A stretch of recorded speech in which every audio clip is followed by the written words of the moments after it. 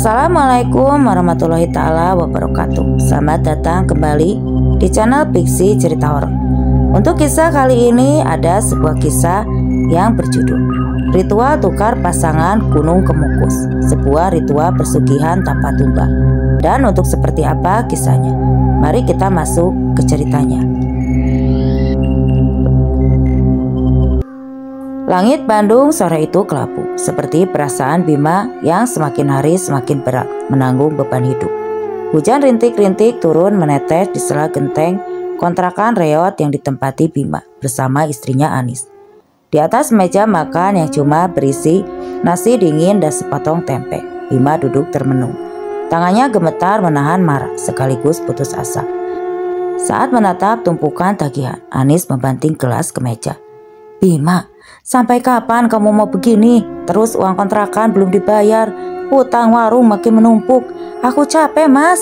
Apa nggak mikir, ha?" Bima menahan napas, menunduk. "Aku udah usaha, Nis, kerja proyek sana sini, tapi ya segini doang hasilnya. Kamu mau aku gimana?" Anis menangis. "Sudah setahun begini, Mas, kita gak ada maju-majunya. Kalau begini terus, mending aku pulang ke rumah orang tuaku saja." Bima diam. Dia menendang kursi pelan. "Udahlah, jangan ngomel terus, kepalaku udah mumet." Malam itu Bima duduk di teras menghisap rokok kretek. Pikirannya kacau. Suara hujan malah makin menambah resah di saat inilah. Ia teringat cerita lama tentang Pak Darto, tetangga jauh dari Majalengka. Orang bilang Pak Darto dulunya miskin banget, tapi sekarang kaya raya. Kabar burung menyebut itu semua karena persugihan. Bima mencoba menepis godaan, tapi godaan itu terlalu besar. Keesokan harinya Bima menemui Hendra, sahabat lamanya yang punya warung di Majalengka. "Hen, serius ya, Pak Darto sekarang hidupnya enak banget?" tanya Bima. Matanya penuh harap. Hendra menyengir, melirik ke dalam warung. "Wah, lu baru tahu, orang sini mah udah pada hafal. Dulu mah dia susah, Bim. Rumahnya aja hampir ambruk. Tapi sekarang duitnya kayak gak habis-habis. Beli rokok aja kasih 100.000, gak pernah minta kembalian." Bima mengangguk. Pikirannya makin penasaran. Tapi katanya sih dia persugihannya itu ya, ritual gitu. Hendra mendekat berbisik. "Iya, tapi jangan bilang siapa-siapa. Kata orang, dia itu dulu sering pergi ke Gunung Kemukus. Terus pulang-pulang langsung berubah nasib." Bima terdiam. Hatinya bergejolak antara takut dan penasaran. Akhirnya ia nekat bicara. "Hen, bisa gak kamu kenalin aku ke Pak Darto? Atau aku beneran butuh jalan keluar?" Hendra menggeleng. "Gak segampang itu, Bim. Dia orangnya tertutup. Banyak orang yang ingin belajar darinya, tapi hampir semua ditolak." Bima menghela napas. "Ya udah, nanti aku coba sendiri." Beberapa hari kemudian di sebuah warung kopi tua di sudut Majalengka, Bima melihat Pak Darto datang membeli kopi dan rokok. Ia memberanikan diri mendekat. "Pak Darto, permisi, saya Bima dari Bandung. Mau ngobrol sebentar, boleh Pak?" "Oh." Pak Darto menatap tajam, matanya seperti menembus pikiran Bima. "Ngapain kamu ngobrol sama saya?" Bima mengusap tengkuknya gugup. "Saya cuma mau tahu, saya dengar Bapak pernah susah kayak saya. Terus sekarang Bapak bisa hidup enak. Saya ingin tahu gimana caranya, Pak." Pak Darto tertawa kecil, suara tawanya berat. "Anak muda, hidup itu tidak segampang yang kamu pikirkan. Jangan cari gampang di dunia yang udah kejam ini." Bima nekat. "Tolong Pak, saya udah mentok. Saya kerja apapun gak cukup. Kalau memang ada jalan, saya mau coba." Pak Darto terdiam lama. Matanya mengamati Bima dari ujung kepala sampai kaki. Suasana warung tiba-tiba terasa dingin. Akhirnya Pak Darto berkata lirik. "Besok malam jam 10, datanglah ke rumah saya. Tapi jangan bilang siapa-siapa. Kalau mental kamu tidak siap, jangan pernah menyesal." Bima mengangguk cepat. "Siap Pak, saya siap. Saya janji gak bakal bilang siapa-siapa." Malam itu Bima datang ke rumah Pak Darto. Rumahnya sederhana, tapi aura di dalamnya terasa berat dan penuh misteri. Di ruang tamu yang temaram, Pak Darto duduk di kursi rotan. Di depannya bara dupa menyala pelan. "Kamu tahu persugihan itu apa, Bim?" Suara serak Pak Darto berat menekan Bima. Bima menelan ludah. Katanya pesugihan bisa bikin orang jadi kaya mendadak, Pak. Darto tersenyum tipis. Matanya sayu. Kaya itu tapi bayarannya mahal. Gak cuma uang. Kadang harga diri, kadang tubuh sendiri. Bima mengerutkan dahi. Maksudnya Pak? Darto memandang lurus ke mata Bima. Di Gunung Kemukus kamu harus bawa pasangan. Bukan istri sendiri, tapi perempuan bersuami di sana. Kalian harus melakukan ritual nikmat. Kalian dijual buat penguasa gaib. Kalau kuat, rezeki bakal ngalir kayak air. Kalau tidak kuat, hidupmu hancur. Bima menganga tidak percaya. Harus sama perempuan yang udah punya suami. Betul. Dan ritualnya harus diulang 7 kali setiap sebulan sekali. Ada syarat-syarat lain nanti. Aku ajarin kamu, tapi ingat resikonya besar. Banyak yang gagal, banyak juga yang mati penasaran. Bima terdiam lama, di kepalanya berputar wajah Anis istrinya. Tapi membayangkan harta rumah baru dan hidup bebas hutang juga menari-nari di pelupuk matanya. Akhirnya ia menunduk. Saya siap Pak, apapun resikonya. Pak Darto tersenyum untuk pertama kalinya. Tapi senyumannya tidak hangat, justru merasa dingin menyeramkan. Kalau begitu, persiapkan mental dan hati. Ingat, jangan pernah mundur di tengah jalan atau hidupmu tamat di situ. Di luar hujan makin deras. Di dalam rumah Pak Darto, Bima resmi menandatangani takdir barunya. Jalan persugihan, jalan penuh kutukan. Malam itu setelah pulang dari rumah Pak Darto, Bima duduk sendiri di kontrakan. Asap rokok memenuhi ruangan, menari bersama kegelisahan yang membakar dadanya. Anis sudah tidur lebih dulu. Bima menatap wajah istrinya. Lelah matanya bengkak. Di pipi masih tersisa jejak air mata. Dalam hati Bima berkutat. Apa aku harus benar-benar mencari perempuan lain demi ritual itu? Gila Bima. Tapi aku juga tidak mau mati miskin begini terus. Pagi harinya Bima menelepon Hendra. Hen, gue butuh bantuan. Gue harus cari perempuan buat ritual itu. Hendra mengerutkan kening. Maksud lu perempuan kayak gimana Bim? Ya kayak yang dibilang Pak Darto. Perempuan yang sudah bersuami. Gak gampang Hen. Gila aja lu. Gue mikirin ini. Hendra terdiam lalu menghisap rokoknya dalam-dalam. Bim, ini udah gila. Sumpah. Tapi ya gue ngerti lu udah mentok. Gini, gue ada kenalan namanya Maya. Dia seorang istri. Orang ekonominya parah. Suaminya pengangguran, anaknya 2, sering ngutang ke warung gue. Bima lega, walaupun hatinya tetap campur aduk. Lu yakin dia mau Hen? Entahlah, lu aja yang ngomong langsung, biar jelas. Tapi jangan harap, gampang, dia perempuan Bim, gak semua orang mau. Sore itu Hendra mempertemukan Bima dengan Maya di warung kecil pinggir jalan. Maya wanita berwajah sendu, berhijab lusuh, duduk memeluk tas di pangkuannya. Tubuhnya kurus, sorot matanya sayu. Hendra berbisik, Bim, ini Maya. Mai, ini Bima, teman gue. Maya menunduk, berbicara pelan. Saya udah dengar dari Hendra, katanya ada yang mau diajak itu, Cara. Bima mengangguk, mencoba tersenyum meski gugup. Iya Mbak, saya gak mau maksa, tapi saya lagi kepepet. Ritual itu butuh pasangan, tapi bukan suami istri Mbak. Mbak mau gak? Maya menghela napas panjang, suaranya gemetar. Saya juga kepepet Mas, utang di mana-mana, anak-anak mau makan aja susah. Suami saya juga gak jelas kerjanya, tapi kalau saya ikut syaratnya. Bima menelan ludah. Apa syaratnya? Maya menatap lurus ke mata Bima. Hasilnya dibagi 2 Mas, kalau Mas dapat rezeki, saya juga harus dapat. Kita komit, jangan ada yang saling tipu. Bima mengangguk cepat. Siap, komit setengah-setengah. Maya menambahkan satu lagi. Katanya ritual ini tentang perselingkuhan. Iya, saya gak mau Mas. Nanti malah selingkuh sama yang lain. Udah cukup, saya menodai diri saya. Jangan sampai rusak. Sekalian, Bima menunduk merasa bersalah. Saya janji Mbak, selama ritual cuma sama Mbak. Saya gak akan cari yang lain. Hendra yang dari tadi diam akhirnya buka suara. Kalian yakin kan ini bukan main-main? Kalau salah langkah, hidup lu bisa tambah hancur. Maya menahan air mata. Saya udah hancur Hen. Kalau gagal ya sudah, tapi saya gak sanggup hidup gini terus. Bima menarik napas panjang. Baik Mbak Maya, mulai bulan depan kita berangkat ke Kemukus. Ritualnya 7 kali sebulan. Sebulan sekali, syarat bunga kantil, air, sendang, dan kita harus kuat apapun yang terjadi. Maya menatap langit, suaranya pelan. Saya takut Mas, tapi mungkin ini satu-satunya jalan.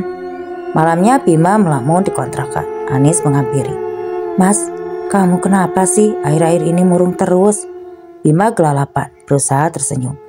Gak apa-apa Nis, cuma capek aja mikirin hidup. Anis mengelus bahu Bima.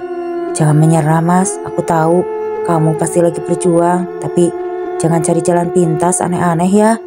Bima terdiam, dadanya sesak menahan rahasia. Keesokan harinya Bima menghubungi Pak Darto. Pak, saya udah dapat pasangan, namanya Maya, dia udah siap. Pak Darto menjawab singkat, suaranya berat. Bagus, bersiaplah. Persiapkan bunga kantil, air sendang, dan sesaji. Ingat, ritual dilakukan malam Jumat Kliwon, jangan terlambat. Dan yang paling penting, jangan pernah ingkar komitmen. Kalau satu saja melanggar, semua bisa hancur. Kalian berdua bakal jadi tumbas sendiri. Bima menelan ludah. Saya paham Pak, kami siap. Pak Darto menghela napas panjang. Nanti sebelum berangkat datang ke rumah saya dulu, akan saya ajari semua syaratnya. Ingat Bima, jalan ini gak ada mundur. Kalau kamu ragu, lebih baik kamu berhenti sekarang. Bima mengangguk walau Pak Darto tidak tahu dan tidak melihatnya. Siap Pak, saya akan jalani semua biar hidup ini gak selamanya di bawah. Di balik purnama yang temaram, Bima merasa hidupnya benar-benar di persimpangan. Satu langkah lagi jalan pulang sudah tertutup. Janji telah diucap, harga diri siap dikorbankan. Pagi itu udara Bandung terasa lebih berat dari biasanya. Bima berkemas diam-diam, jantungnya berdebar campur aduk antara harapan, takut, dan rasa bersalah. Dari jendela kontrakan, Anis memperhatikan suaminya. Mau kemana Mas pagi-pagi begini? Tanya Anis mencoba tersenyum, meski matanya curiga. Kerja proyek Nis, ada lemburan di luar kota. Mungkin 2 malam nanti aku kabari ya. Jawab Bima menghindari tatapan istrinya. Anis tidak ingin bertanya lebih jauh. Jangan lupa makan Mas, jangan aneh-aneh di luar. Bima menunduk menahan rasa bersalah yang menghantam. Iya Nis, doain aja ya semuanya lancar. Di terminal Maya sudah menunggu. Ia duduk di bangku plastik memeluk tas lusuhnya. Wajahnya tegang saat ia melihat Bima datang. Maya tersenyum tipis. Udah siap? Udah Mas, bisiknya pelan. Bima mengangguk. Udah bawa semuanya? Maya mengangguk kecil memperlihatkan bungkusan plastik berisi bunga kantil, dupa, dan sesaji sederhana. Ini semua sesuai syarat yang diajarkan oleh Pak Darto. Air minum juga Mas Bima bawa. Bima mengangguk. Bawa dan dompet juga aman. Keduanya saling menatap, sama-sama tahu tidak ada jalan untuk mundur. Perjalanan menuju Gunung Kemukus telah terasa begitu lama. Bis berjalan pelan. Radio tua di depan memutar dangdut lirih setiap kali melintas pemukiman. Bima melihat anak-anak sekolah, ibu-ibu belanja, para lelaki mengobrol santai di warung. Hatinya bertanya-tanya, apa aku benar-benar sedang menuju jalan gila? Maya seolah membaca pikirannya. Mas, saya masih takut kalau gagal, hidup saya bisa lebih hancur dari sekarang.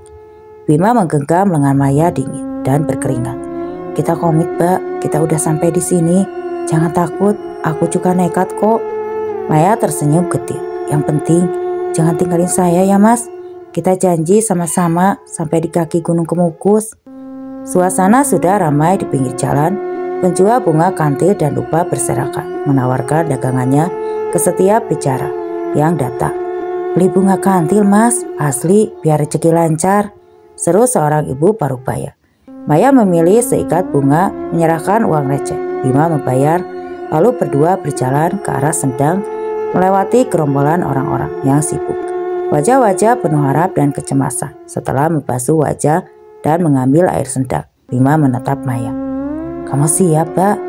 Maya mengangguk pelan, bibirnya bergetar. Ayo Mas, sebelum aku menyerah. Mereka naik ke makam Pangeran Samudra. Aroma dupa bercampur tanah basah dan keringat di dalam makam. Dua orang juru kunci menatap mereka datang. "Udah bawa sesaji?" tanya salah satu juru kunci. Suaranya berat serak. "Udah Pak," jawab Bima sambil menunduk. "Taruh di sini, baca niat masing-masing. Jangan main-main di sini. Rezeki nggak gratis." Bima menaruh sesaji. Maya membakar dupa. Di sudut ruangan beberapa pejarah lain juga berdoa. Sebagian tulis, sebagian dalam bahasa Jawa yang Bima pahami. Dalam hening Bima merapalkan niat seperti yang diajarkan Pak Darto.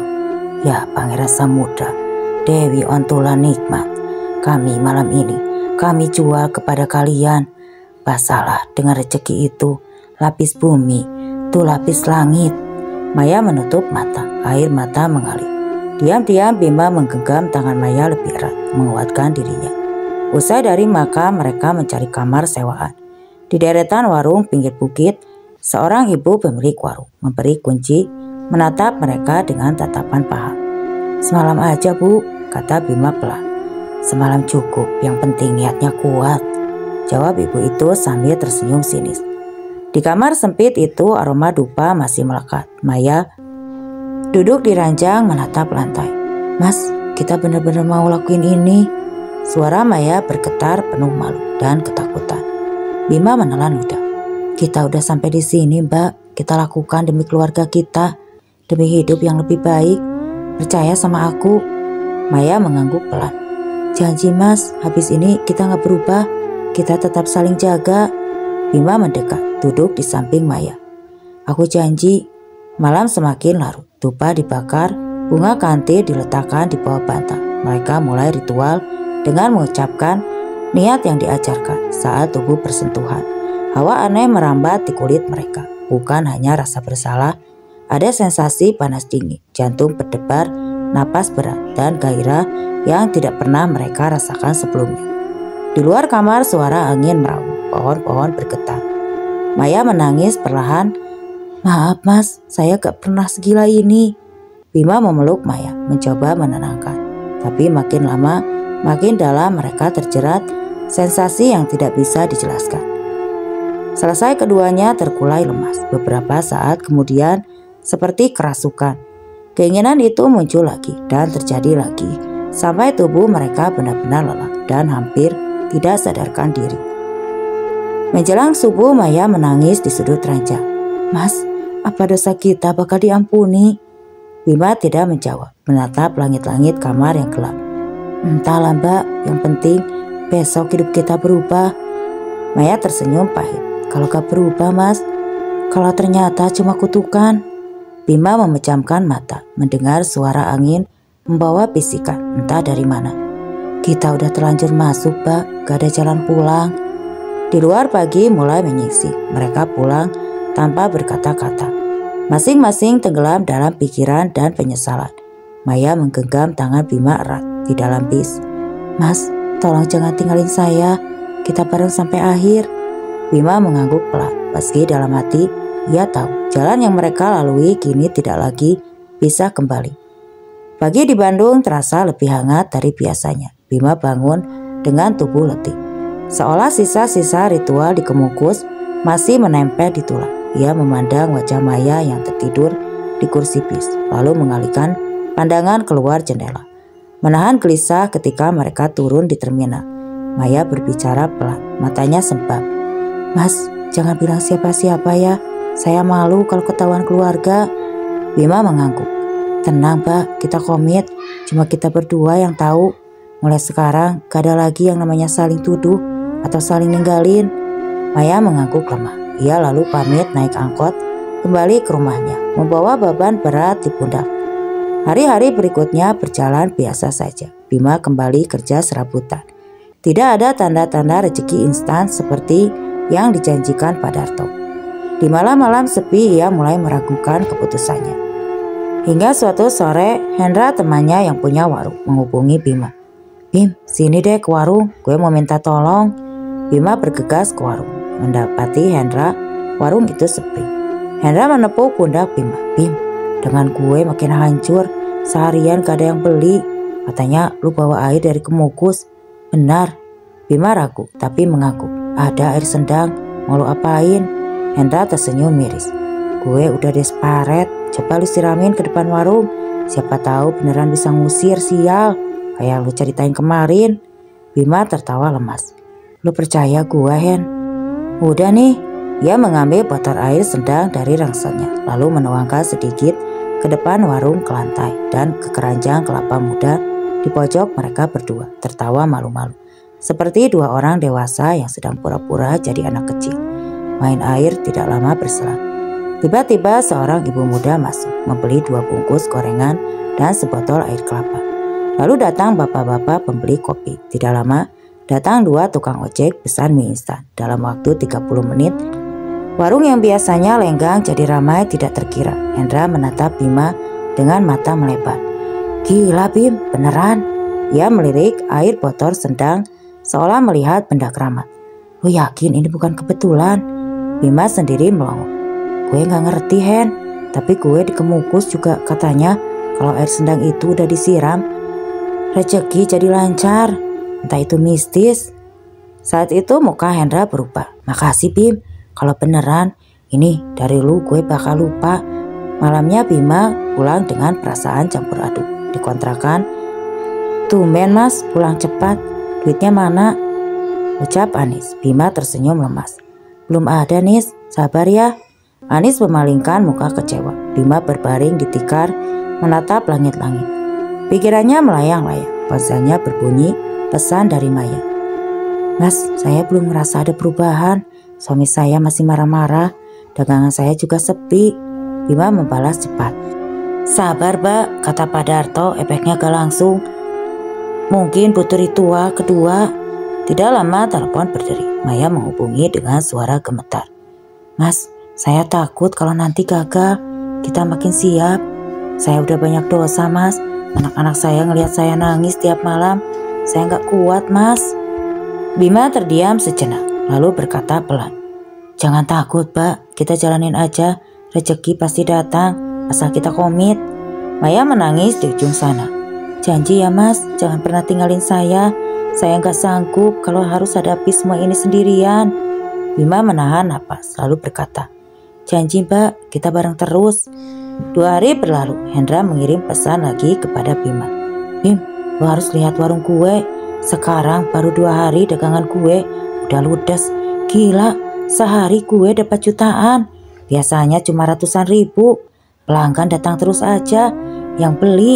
Bima tersenyum sendiri. Meski hatinya gama, ada yang berubah. Apa benar efek persugihan? Tapi kok gue sendiri gak dapat apa-apa, malah yang dapat teman gue. Malam harinya Bima bermimpi aneh. Ia berada di sebuah istana megah. Gapura raksasa berhiaskan emas dan permata di dalamnya. Dayang-dayang cantik menari. Lalu datang sosok tinggi berjubah putih. Bima, sabar. Jalanmu masih panjang. Rezekimu sudah dekat. Jangan pernah ingkar janji. Jangan pernah.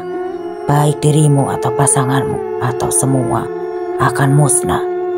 Bima terbangun dengan napas tersenggah. Bulu dingin mengalir di pelipisnya. Pagi itu Bima mengabari Maya. Mbak Maya, saya mimpi aneh semalam. Kayak ada yang ngasih pesan, jangan ingkar janji sama pasangan ritual. Apa Mbak juga mimpi yang sama? Iya mas, saya juga mimpi aneh. Ada suara di telinga bilang, kalau gagal hidup kita, tambah hancur. Bima merinding membaca pesan itu. Hari-hari berikutnya Bima mulai berpikir, rezeki memang datang, tapi entah kenapa. Justru ke sekelilingnya dirinya sendiri malah tetap di posisi semula. Namun pesan dalam mimpinya terus terngiang. Jangan pernah hianati pasangan ritual. Hingga suatu sore, Indra menepuk bahu Bima saat nongkrong di warung. Bim, ada kabar buruk. Tadi pagi Maya mampir ke sini. Katanya suaminya tahu sesuatu. Curiga loh. Hati-hati, dunia persugihan gak pernah gratis Bim. Selalu ada harga yang harus dibayar. Bima hanya bisa diam menatap gelas kopi yang tinggal separuh. Dalam dadanya rasa takut mulai tumbuh bersamaan dengan datangnya rezeki yang aneh dan godaan-godaan yang tak kasat mata. 1 bulan telah berlalu sejak ritual pertama di Gunung Kemukus. Malam itu Bima duduk di atas dipan bambu kontrakannya. Menatap kalender di dinding, jantungnya berdetak cepat. Besok malam Jumat Kliwon, waktunya kembali ke Gunung Kemukus. Ritual kedua. Telepon berdering, nama Maya muncul di layar. Mas, besok jadi kan? Suara Maya pelan terdengar cemas. Iya mbak, kita berangkat seperti kemarin. Semua syarat udah siap. Udah, dupa, bunga kantil, air minum sesaji, semuanya lengkap mas. Saya makin takut. Kemarin habis ritual, suami saya makin curiga. Dia tanya-tanya terus sampai geledah dompet saya. Bima menghela napas. Tenang mbak, kita harus hati-hati, jangan sampai ketahuan. Kalau ketahuan, bisa hancur semua. Maya terdiam, hanya terdengar napas berat. Tapi mas, setelah ritual pertama itu, saya sering mimpi aneh. Ada suara di telinga saya bilang, jangan ingkar janji, jangan cari pasangan lain. Mimpi itu bikin saya enggak tenang. Bima terdiam sejenak, lalu berkata, saya juga mbak, saya mimpi hal yang sama. Katanya kalau ingkar, kita semua bisa hancur. Kita harus komit, gak boleh saling ninggalin. Maya mengangguk, walau Bima hanya bisa membayangkan anggukan itu dari seberang. Baik mas, saya percaya sama mas. Pagi harinya Bima berpamitan pada Anis dengan alasan kerja proyek di luar kota. Anis menatapnya tajam, seolah menembus kebohongan di balik wajah Bima. Kerja lagi, kok tiap bulan selalu pas malam Jumat Kliwon mas? Jangan-jangan kamu main perempuan di luar sana? Bima berkesiap, gugup, lalu memaksa tersenyum. Enggak Nis, kerja lembur aja. Bos gua percaya sama gue. Lagian, siapa juga yang mau sama gue begini? Anis menghela napas, air matanya mengenang. Aku cuma gak mau kehilangan kamu mas. Aku capek begini terus. Bima memeluk istrinya, sekilas lalu pergi meninggalkannya. Kontrakan dengan hati berat. Maaf Nis, demi masa depan kita juga. Fisiknya lirik. Di terminal Maya sudah menunggu, wajahnya lebih pucat dari biasanya. Matanya sempap. Suami kamu gak curiga? Tanya Bima pelan. Maya menggeleng, meski air matanya nyaris jatuh. Saya bilang ada arisan ibu-ibu, tapi hati saya gak tenang mas Bima. Bima mengusap lengan Maya. Sabar mbak, ini demi kita, demi keluarga juga. Perjalanan ke Kemukus terasa lebih berat dari sebelumnya. Maya lebih banyak diam, sesekali menangis pelan. Bima mencoba menghibur, meski hatinya juga digerogoti rasa bersalah. Sampai di kaki gunung, mereka mengulangi semua ritual, membeli bunga kantil, membakar dupa, mengambil air sendang, dan menaruh sesaji di makam Pangeran Samudra. Dua juru kunci kembali menatap mereka penuh makna. Udah tahu syaratnya kan? Jangan main-main sama pesugihan, bisik juru kunci sambil menerima amplop sedekah dari Bima. Mereka hanya mengaku, lalu segera menuju kamar sewaan di deretan warung. Aroma dupa dan tanah basah menambah sunyi malam di kamar sempit itu. Maya menangis terisak. Mas, saya takut banget rasanya. Makin lama makin berat. Bima duduk di samping Maya, menghapus air matanya.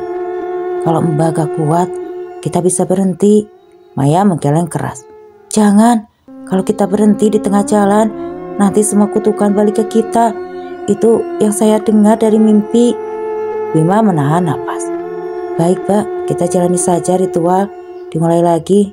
Niat diucapkan, dupa menyala, bunga kantil ditaruh di bawah bantal. Kali ini hawa panas aneh menyelimuti kamar. Tubuh Bima dan Maya seperti melayang. Gairah mengalir tanpa terkendali. Mereka bersetubuh lagi dan lagi. Seperti didorong kekuatan gaib. Lebih liar, lebih lama, lebih dari sebelumnya. Di antara peluk dan pelukan, suara bisikan gaib makin jelas di telinga mereka. Di luar kamar angin berputar kencang. Ranting-ranting mengetuk jendela seperti mengutuk nurani. Selesai ritual, Maya berbaring lemas, menangis dalam diam. Mas, kenapa saya gak ngerasa bahagia? Kenapa rasanya malah kayak dosa makin numpuk? Bima memeluk Maya erat. Saya juga tahu mbak, tapi kita sudah di tengah jalan, kita harus kuat. Satu langkah lagi, mundur berarti hancur. Pagi harinya mereka kembali ke Bandung dengan tubuh lelah dan hati kacau. Maya pamit turun lebih dulu. Sampai jumpa mas. Jangan lupa nanti kabari aku soal rezeki. Bima mengaku, berusaha tersenyum. Iya mbak, sabar ya. 2 hari setelah pulang, Bima menerima pesan dari Maya. Mas, Dagangan saya mulai laku. Ada tetangga pesan catering, gak biasanya. Tapi suami saya malah jadi makin aneh. Dia curiga terus.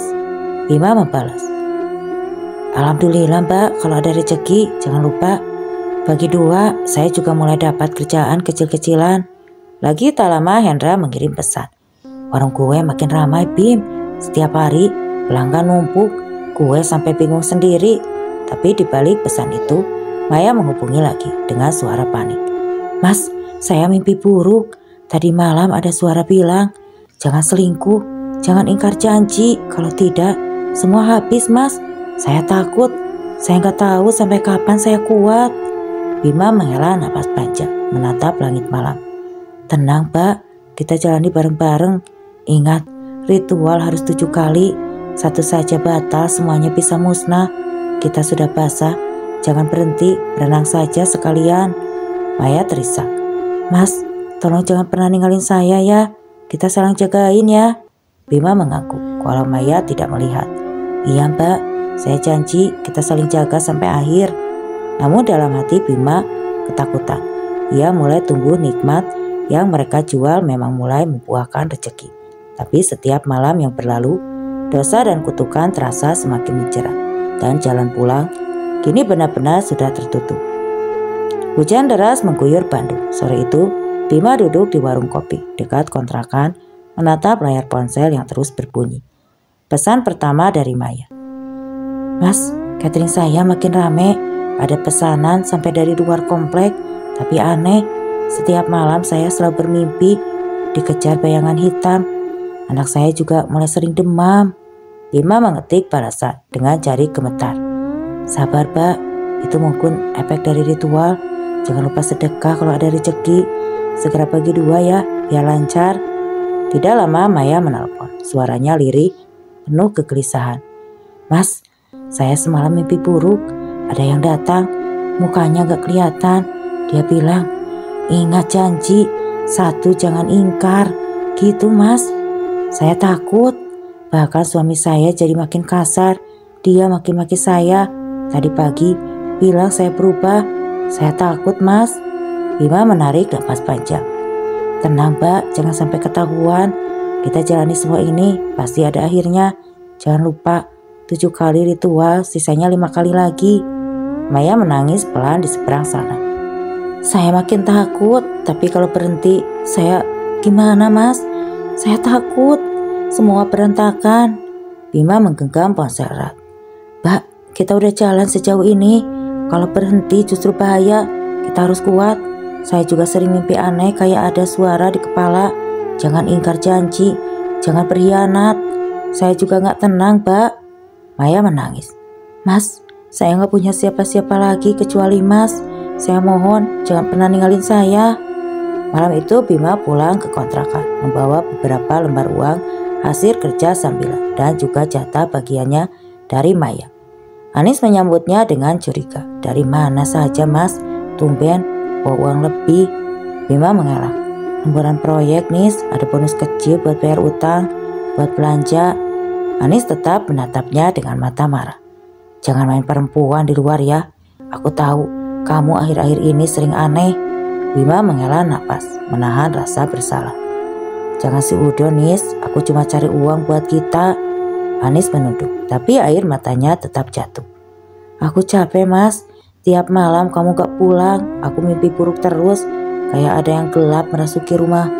Bima mendekat, memeluk istrinya. Maaf Nis, aku janji semua ini buat kita, sabar ya. Beberapa hari berlalu, perubahan benar-benar terasa.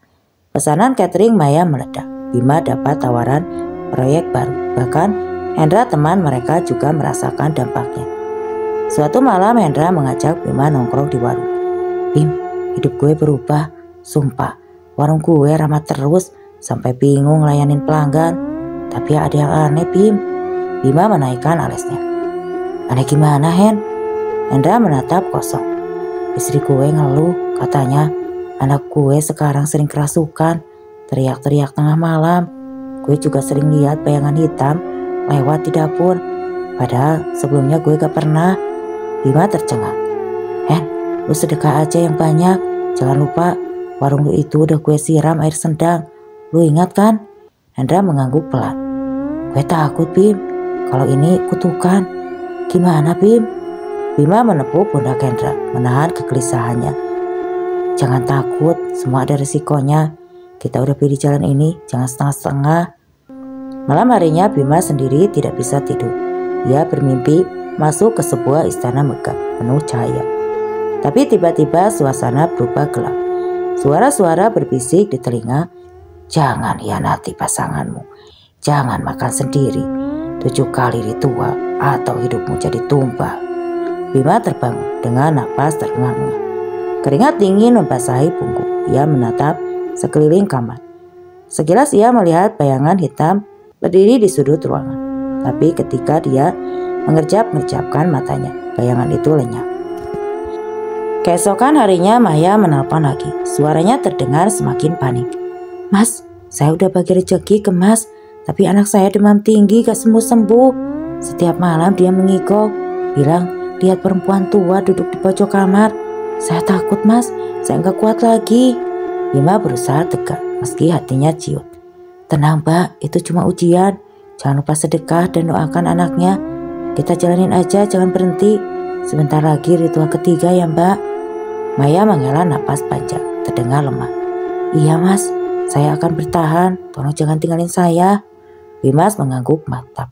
Bayangan wajahnya dicermin dalam hati ia bertanya-tanya. Sampai kapan kutukan ini akan berhenti? Atau memang ini adalah harga dari setiap nikmat haram yang aku dapatkan? Hari-hari selanjutnya, uang dan rezeki terus mengalir. Tapi ketakutan, firasat buruk, dan gangguan-gangguan makin nyata. Di antara hujan yang turun, malam-malam Bima sadar. Harta memang datang, tapi kutukan perlahan mulai menjerat. Pagi itu langit Bandung muram. Hujan bergantung seperti beban di dada Bima. Ia duduk sendiri di kontrakan, menatap amplop berisi uang yang belum sempat ia hitung. Bukan kebahagiaan yang ia rasakan, justru kekosongan yang perlahan menyesakkan. Puasanya bergetar, pesan dari Maya.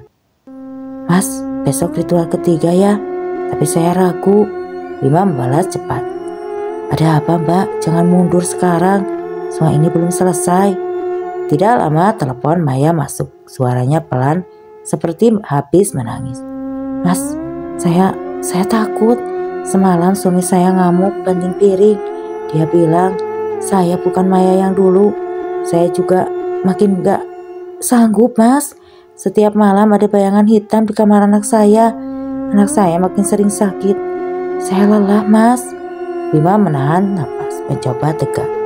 Mbak, kita sudah jalan setengah. Kalau mundur semua bisa hancur. Saya juga gak tenang tiap malam, mimpi buruk. Tapi kita harus jalani ya. Demi keluarga kita dan demi janji kita. Terdengar Maya terisak. Tapi Mas, ada yang aneh. Kemarin saya ke pasar, ada laki-laki yang terus ngeliatin saya. Waktu saya tanya, dia cuma senyum. Terus pas pulang, dia ngasih nomor HP. Saya takut Mas. Bima mengerutkan dahi. Siapa orang itu? Jangan-jangan dia tahu sesuatu. Maya makin pelin-pelan. Saya juga gak tahu. Tapi malamnya saya mimpi laki-laki itu duduk di sudut kamar. Dia bilang, kalau kamu lemah, kamu gagal. Saya gantiin Bima. Saya jadi tambah bingung Mas. Bima terpancing emosi. Jangan diladenin Mbak. Ingat janji kita. Kalau kamu selingkuh sama pejarah lain, ritual ini pasti gagal. Jangan pernah balas pesan dia.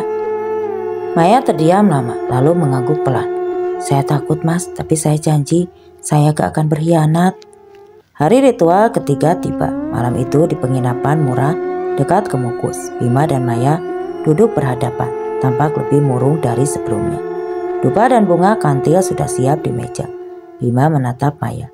Suaranya pelan. Kamu siap, Mbak? Maya mengangguk pelan. Siap, Mas. Tapi kalau gagal, maafkan saya. Bima meraih tangan Maya, berusaha menenangkan. Kita sudah sejauh ini. Aku percaya sama kamu. Ritual berlangsung dalam ketenangan. Kali ini, sensasi gaib lebih dingin. Gairah mereka seperti tercampur rasa takut yang menyesakkan. Selesai ritual, Maya menangis dalam diam. Bima juga merasa hampa. Ada yang salah, tapi aku tidak tahu. Pagi harinya setelah mereka bersiap untuk pulang, Maya memegang lengan Bima. Mas, tadi malam setelah kita selesai, saya keluar ke warung. Saya gak bisa tidur di warung. Saya ketemu laki-laki itu lagi. Dia duduk ngopi sendirian. Cuma bilang kalau Maya mau hidup enak, tinggal sama saya saja. Gak perlu ritual ribet, Mas. Saya takut. Bima menahan amarah. Mbak, saya udah bilang jangan dekat-dekat sama dia. Jangan rusak semua yang sudah kita bangun. Kalau kamu jatuh, kita berdua yang hancur. Maya menduk, air matanya jatuh. Saya gak mau, Mas. Saya cuma takut. Saya gak pernah digoda kayak gini. Hati saya rapuh. Bima menarik napas dalam, mencoba menguasai diri. Kita harus kuat, Mbak. Ingat, pesan mimpi-mimpi kita. Jangan pernah ingkar janji. Sepulang ke Bandung, perasaan Bima makin kacau. Ia terus kepikiran bayangan laki-laki misterius itu. Paranoidnya menghantui setiap hari. Di warung kopi, Hendra menemuinya. Bim, ada masalah apa lagi? Lu makin hari makin kurus. Ada masalah sama Maya? Bima menggeleng. Enggak, Hen. Gue cuma makin banyak pikiran. Lu pernah gak mimpi aneh tiap malam? Hendra menghela napas. Sejak warung gue rame, gue sering mimpi lihat darah di dapur istri gue. Makin dingin anak gue juga makin sering kerasukan. Gue gak ngerti, Bim. Tapi gue takut semua ini ada harganya. Bima menatap Hendra. Sorot matanya kosong. Gue juga takut, Hen. Tapi jalan udah setengah, gue gak bisa mundur. Malam berikutnya Bima menerima pesan dari nomor tadi kena, nomor misterius. Bima, kamu kira Maya milikmu selamanya? Hati-hati, ritual kalian sudah retak. Bima langsung menelpon Maya dengan suara panik. Mbak, kamu ketemu laki-laki itu lagi? Maya terisak di seberang. Mas, dia ngikutin saya. Dia bilang dia bisa bantu. Kalau saya lelah sama ritual ini, saya gak mau, Mas. Saya takut banget. Bima marah, emosinya meledak. Dengar, Mai, jangan pernah temuin dia. Jangan pernah balas apapun dari dia. Satu kali kamu berkhianat, semua berakhir. Hidup kita bakal hancur. Ngerti? Maya menangis, menahan napas. Saya janji, Mas, tapi tolong jangan tinggalin saya. Bima menutup telepon, tangannya gemetar. Malam itu ia bermimpi darah membanjiri lantai, suara-suara berisik. Janji kalian sudah ternoda. Esoknya Maya tidak membalas pesan Bima. Bima panik, menelpon berkali-kali. Akhirnya Maya mengangkat dengan suara nyaris tidak terdengar. Mas, maaf, semalam saya keluar sebentar. Saya ngobrol sama laki-laki itu. Dia baik, Mas. Dia cuma bilang bisa bantu saya. Gak ada niat hianat. Bima membentak keras. Suaranya menahan amarah, kecewa. Sudah, Pak, mulai sekarang kita selesai. Kamu udah rusak semua. Hancur, gagal. Maya menangis histeris di ujung telepon. Maaf, Mas. Mas, saya gak kuat. Bima membanting posenya ke lantai. Napasnya berat. Matanya berkaca-kaca. Di dada rasanya amarah dan hancur bersatu jadi satu. Malam itu Bima terdiam di sudut kamar, menatap gelap yang perlahan menelan hidupnya. Hujan deras mengguyur atap kontrakan Bima. Malam itu ia duduk di sudut kamar, menatap ponsel yang sunyi tanpa pesan. Tangannya gemetar, dadanya sesak. Sudah 2 hari Maya tidak menghubunginya, tidak menjawab telepon, tidak memberi kabar. Anis istrinya memperhatikan Bima dari dapur, matanya penuh curiga. Mas, kamu sakit? Dari kemarin murung terus. Ada apa sih? Bima hanya menggeleng. Capek aja, Nis, kerjaan makin berat. Anis menaruh segelas teh di meja, duduk di samping Bima. Jangan bohong terus, Mas. Aku tahu kamu berubah. Setiap malam mimpi buruk, rumah jadi dingin kayak kuburan. Kamu sembunyi, apa dari aku sih, Mas? Bima menahan napas. Tidak sanggup menatap istrinya. Maaf, Nis, aku gak bisa cerita apa-apa. Aku cuma lagi bingung. Anis menitikkan air mata pelan. Aku capek, Mas, kalau kamu terus kayak gini. Aku bawa anak-anak pulang ke rumah orang tua. Bima menunduk, hatinya makin remuk. Malam itu ponsel Bima tiba-tiba berderi. Nama Maya terpampang di layar. Ia menjawab dengan suara seram. Bah, kemana aja? Aku hampir gila nunggu kabar dari kamu. Suara Maya di seberang terdengar lemah, seperti orang kehabisan napas.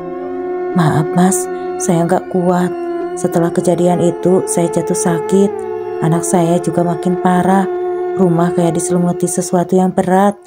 Suami saya hampir menceraikan saya mas. Saya udah gak sanggup. Bima menahan tangis. Mbak, kita udah gagal. Ya semua udah berantakan. Maya menangis di seberang, suaranya tercekat. Iya mas, maaf, saya nggak tahan godaan. Saya cuma lelah, semua mimpi buruk. Suara aneh itu nyata. Saya nggak bisa tidur, makan pun nggak bisa. Gak doyan, dagangan juga pelik sepi. Hutang numpuk lagi. Hancur mas, hancur. Bima menghela napas berat. Aku juga mbak, semua yang pernah aku dapat sekarang lenyap. Teman kolaborasi bisnisku nipu duit aku.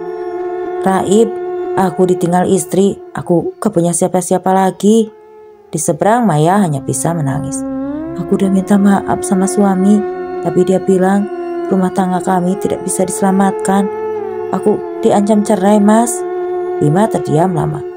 Hanya suara hujan yang terdengar nyata. Jalan ini cuma jalan pintas ke neraka ya mbak. Maya terisak. Iya mas, aku menyesal. Kalau bisa mundur, aku gak akan mau lewat jalan ini.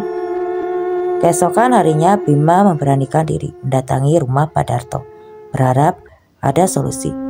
Pak Darto duduk di teras, matanya sendu melihat Bima datang dengan wajah muram. Pak, saya gagal, Maya juga, kita berantakan. Saya minta tolong Pak, gimana caranya supaya semua ini bisa balik seperti semula? Pak Darto menghela napas dalam. Bima, saya sudah bilang, pesugihan ini bukan cuma soal rezeki, tapi soal komitmen dan mental. Kalau kamu atau pasanganmu gak kuat, ya beginilah akhirnya. Kau gagal. Tidak ada jalan pulang, jalan kembali sudah tertutup. Bima mengertakkan gigi, matanya berkaca-kaca. Jadi gak ada harapan Pak? Pak Darto menggeleng pelan. Kamu sudah gagal di tengah jalan, tidak bisa diulang. Kamu mau cari pasangan baru pun resiko lebih besar.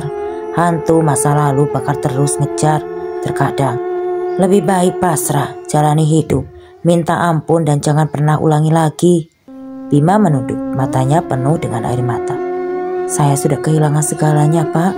Uang habis, teman nipu, istri mau pergi, hidup saya kosong. Apa semua ini harga yang harus saya bayar Pak? Pak Darto menepuk pundak Bima. Begitulah nak, pesugihan tidak pernah benar-benar gratis. Nikmatnya sebentar, siksa dan kutukannya bisa seumur hidup. Pesan saya, tobatlah sebelum semuanya terlambat.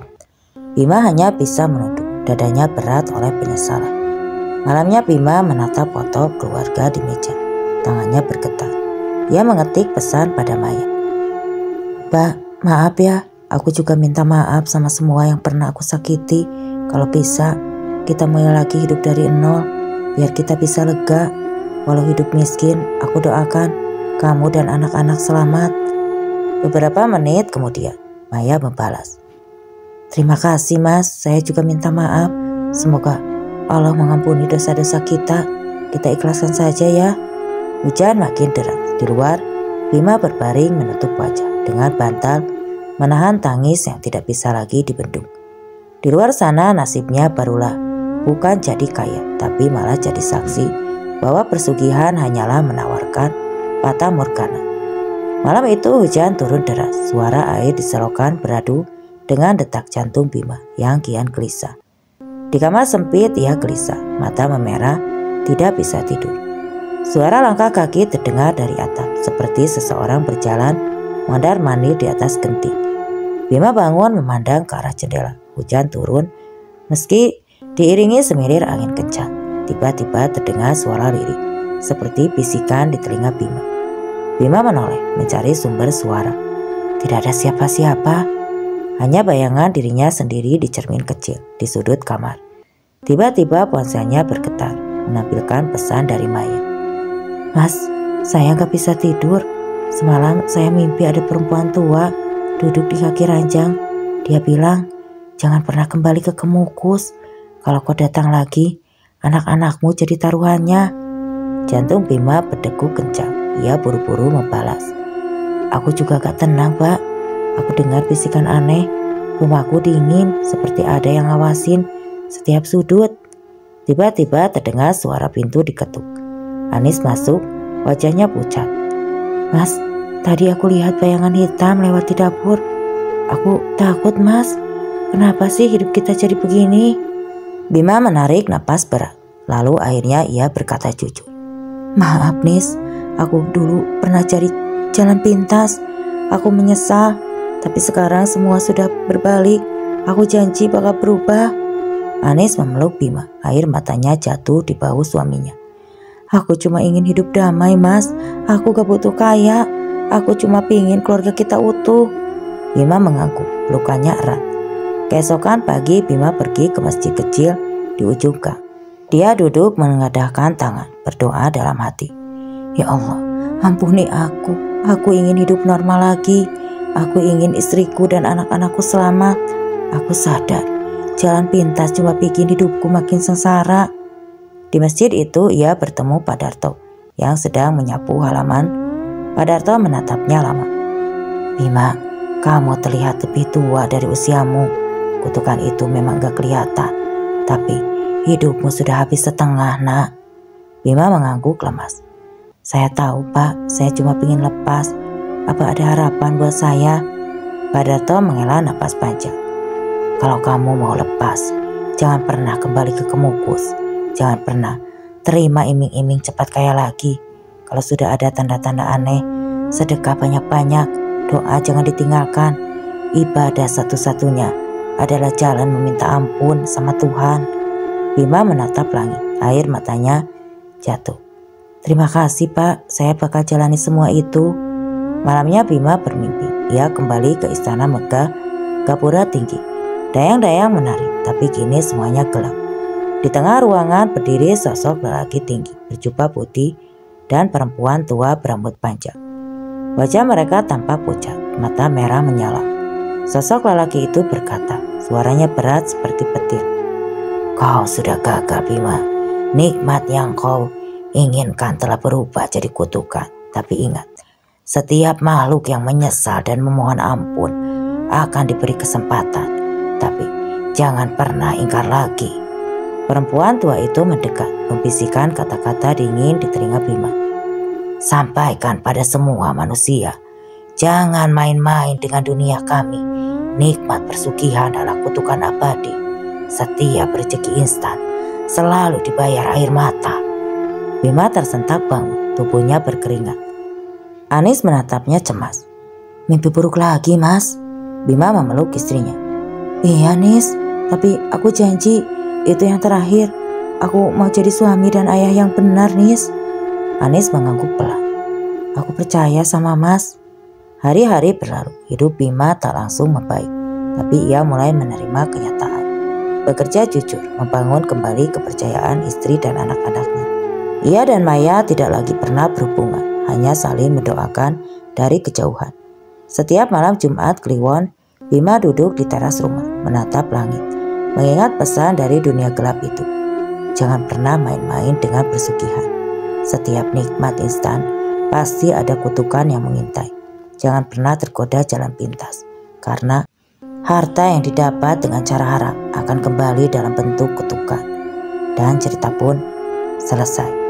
Oke teman-teman, sekian untuk kisah kali ini. Semoga apa yang saya bawakan dapat menjadikan pembelajaran untuk kita semua. Dan tentunya dapat menghibur. Terima kasih untuk kalian semua yang baru bergabung di channel ini. Wassalam.